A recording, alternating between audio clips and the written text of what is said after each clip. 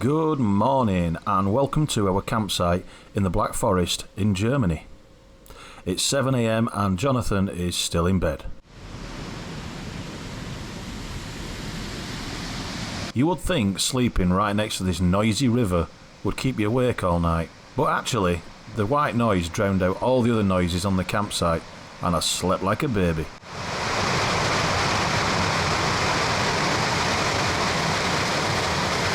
It's a great little campsite this. The owners are very thoughtful, even giving us pieces of wood. I don't know if you noticed when I filmed the motorbike then, give us 2 pieces of wood underneath to put under the stand, stop them sinking. No other campsites ever thought of that. They obviously cater for motorbikes here, which is nice. Just little details that are really good. They offered these things here, tables and chairs. These are seats that anybody can use. Table. You've got these facilities here, so you can use all these in here. You can use the cups, saucers, you can cook, sit at the table, wash the sink, charge your stuff. There's extension leads here, there's a kettle.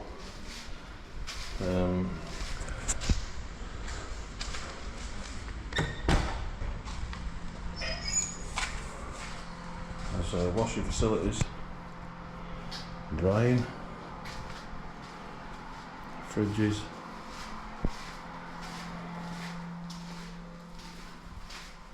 There's even this room in here you can sit in at night, so if the weather's bad and you're in a small tent, you can come in here and enjoy some company. Talking about being thoughtful as a campsite owner, like I said, there's them things you can go to if it's raining and you're on a bike and small tent, there's somewhere to go. How about this, the side of our tent? So there's our tent, our bikes, and there's this thing here. There are several dotted around the site. Just unzip it.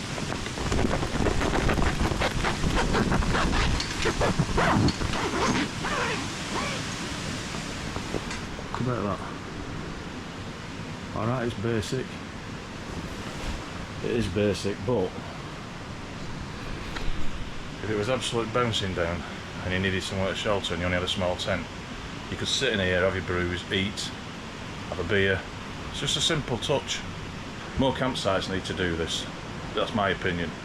The one thing that's teaching me while I'm travelling is campsites are very happy at renting you a little piece of grass for up to £30 a night with absolutely no cost to them at all, because we don't even have electric or anything. So all we want is a bit of grass, and they're not willing to go the extra effort and put things like this in place. And bear in mind, in these parts of Europe they get more sun than us, so rain's not really an issue like at home. Campsites at home need to really up the game, because camping over here is cheaper and it's better. Apparently it's 13 degrees. It's not too bad, I suppose. It's dry, that's the main thing. It looks like I'm actually going to pack away a dry tent for the first time in, what, 7 or 8 days? Unbelievable. These are the pieces of wood.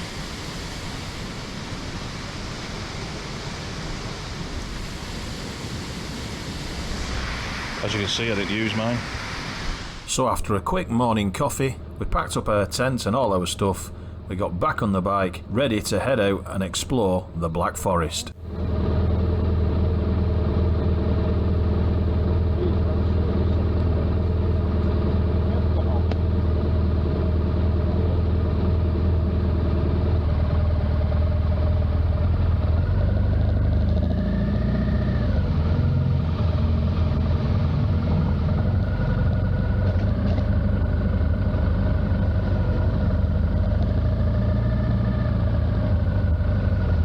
The pub over the road is where we went for our dinner last night. To say we was out of place is an understatement. We walked in, the place went silent. It was a bit posh, and we wasn't really dressed for the occasion. So this morning, we're leaving our campsite here in Germany, Black Forest, and we're heading to the B500, heading north towards Baden-Baden. My timing pulling out of here wasn't the best. I pulled out in front of a car, meaning Jonathan got stuck behind it, so I quickly pulled in.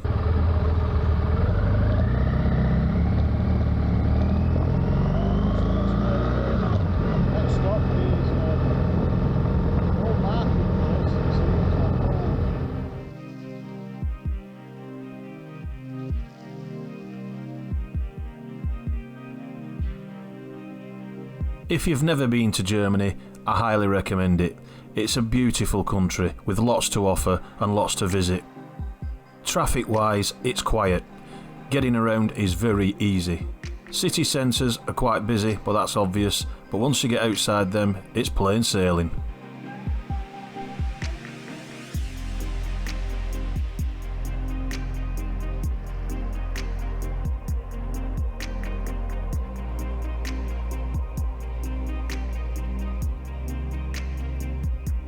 The Romans thought this was a dark, scary place with no light coming in through the tree's canopy, which is why it's called the Black Forest.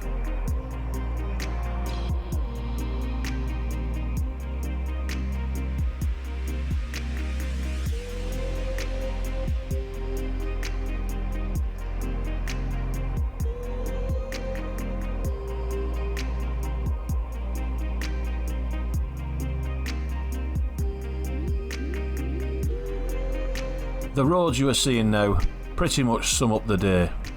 Fantastic roads for riding a motorcycle on, but not really good for views.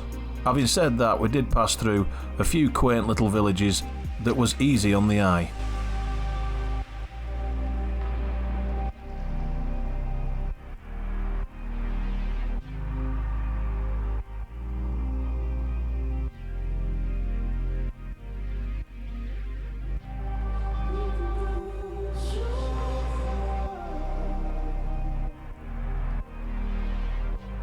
Apart from a famous chocolate cake, the Black Forest is also the birthplace of the cuckoo clock. There's even a museum which you can visit and even buy a clock, if you would like to.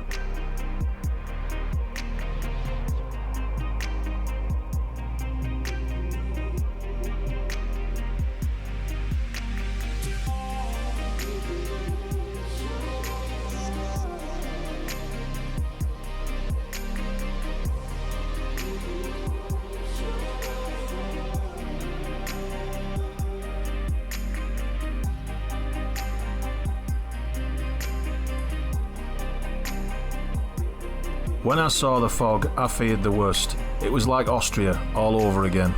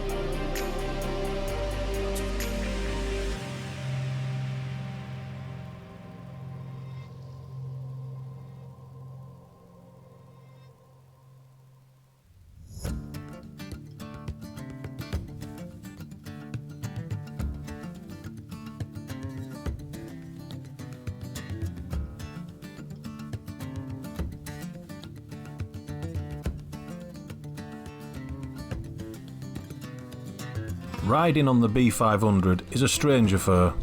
Big wide roads with long stretches, but the speed limit is 50 kilometres, which is 31 miles an hour, and it feels really slow. Apparently it's down to the amount of accidents that they've had in recent years, but I have to say it does take away some of the enjoyment. Going this slow around these long curves takes the excitement away.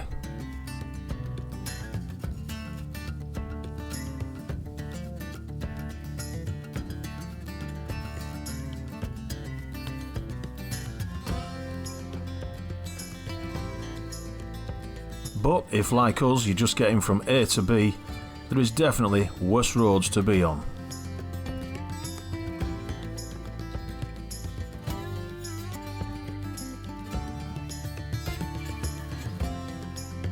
And if you like your tunnels, then there's this, an underground tunnel for 2.5 kilometres.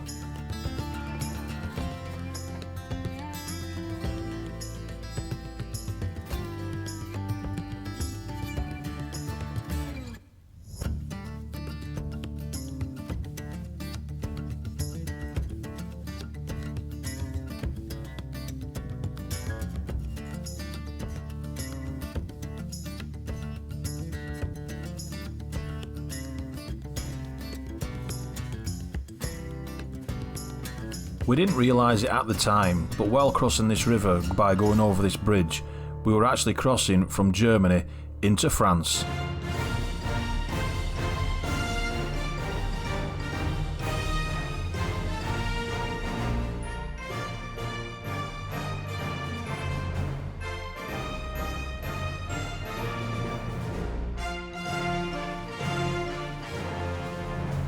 As you can imagine, this did cause some confusion because we was expecting to travel from Germany into Belgium. It's funny, travelling from one country to another like we have been doing over the last few weeks, it doesn't feel much different a lot of the times. However, coming into France, it definitely did feel different.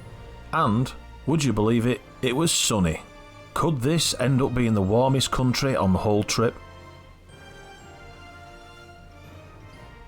In France, not only did the weather not let us down, the place names lived up to expectations too. The place where we are right now is called Rue de Bitch.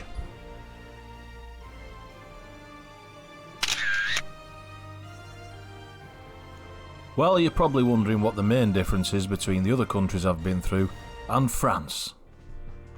It's easy. In France, it's sunny. You are my sunshine on a rainy day. You are the one who takes my breath away. You have no idea how happy this makes me feel. I've been waiting for this for 2,000 miles. As long as you're here with me.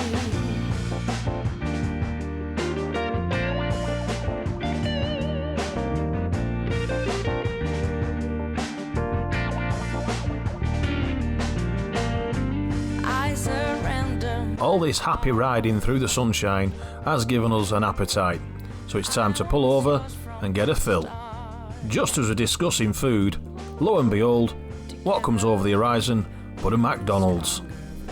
It was meant to be. We can sway but never fall. You are my sunshine on a rainy day. You are the one who takes my breath. The good thing about McDonald's, no matter whereabouts in the world you are, you know what to expect. The food is the same. Which is strange for me because when I'm back home, I never go to McDonald's. Sorry about the sound quality, but as I am finding out, the Insta360 is not only a poor picture, but the audio is terrible. Order here, eating. Well, Big Mac. Well, the Big Mac. I tried to cancel the potato wedges, but as you can see, I made a right hash of it. I ended up with potato wedges and chips. Medium fries. It's just as well that we ordered via a touchscreen, because as Jonathan found out, the staff here don't speak English. That's not a criticism, because I don't speak French either. That's it? Yeah. Speak English? No. She didn't? No. Thank you. This is where I realise I've got fries and wedges. Am I disappointed? Absolutely not. I did order them and cancel it.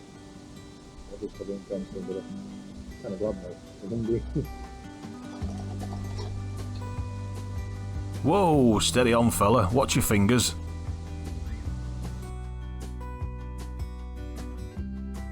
We were just getting ready to leave when a couple of bikers came in. It wasn't long before I realised they were English.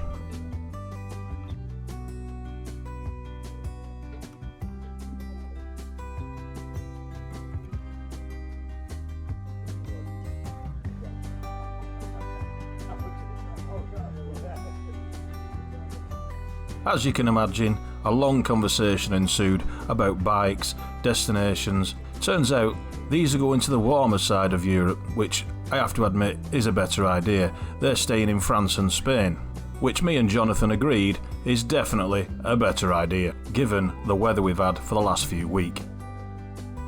So, after the food and a chat with friendly bikers, we went outside and had a look at the bikes, as you do, before getting on our way again.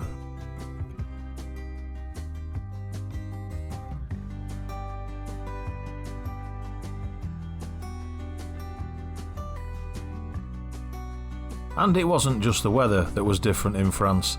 Each village we went through, you could tell the architecture and style was definitely French.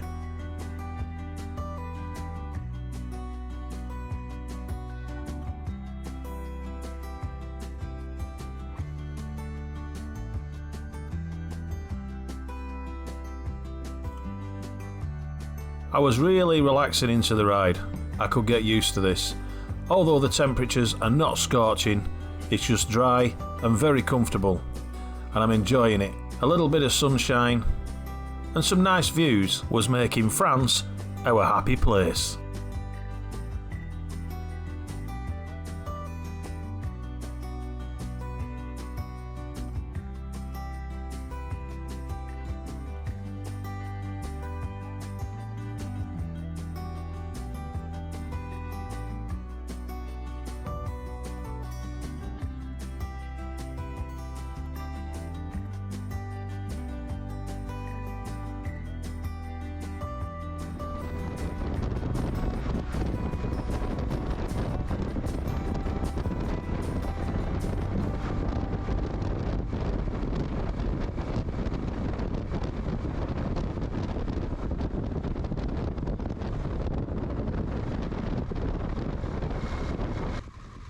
On this trip around Europe, there's been many firsts, and here's another one. I stopped at the lights and I have never seen a McFit, which is a gym from McDonald's. We did joke that you can go in one door, eat a burger, and then walk through another and then work it off.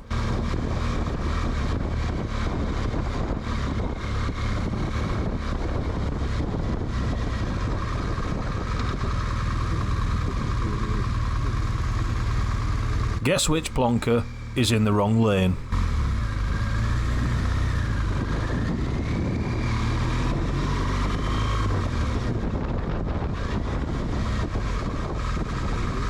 What a strange place for a bus stop.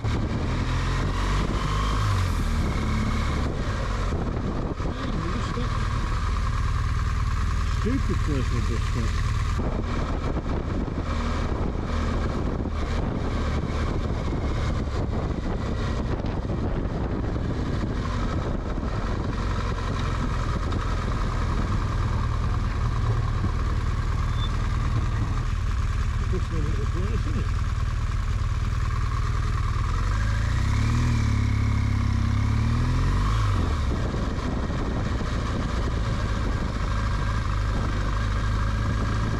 It's a catch-22 situation. I'm enjoying the views and it's a lovely city, but I'm not enjoying the traffic. Well, I said traffic, it's more like the traffic lights that's the problem.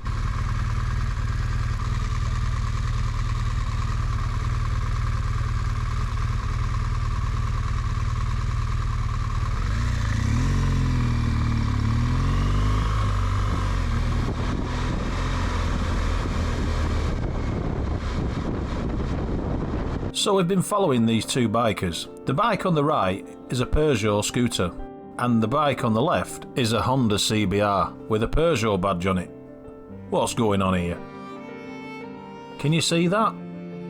I was so shocked I had to go to the garage and fill up.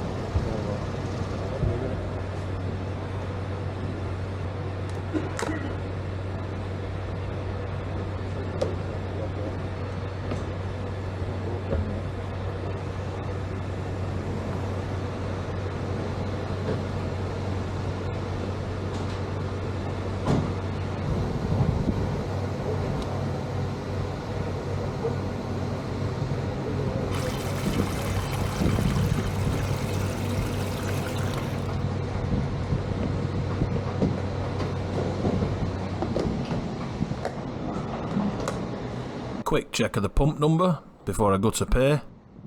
I always forget that bit. How far's he driving past the pump?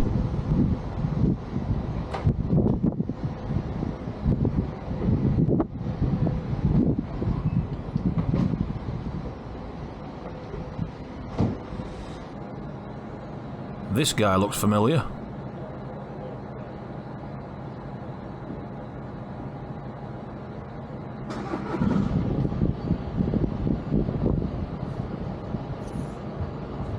Don't you hate that when you kick your own seat?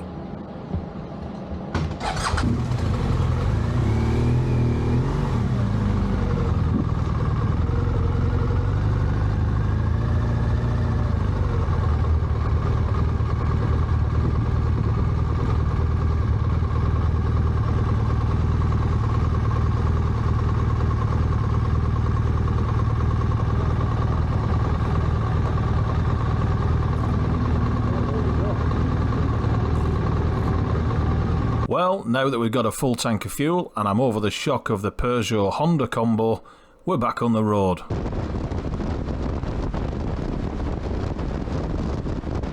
Time is flying by, so to make up time, we get on some faster roads.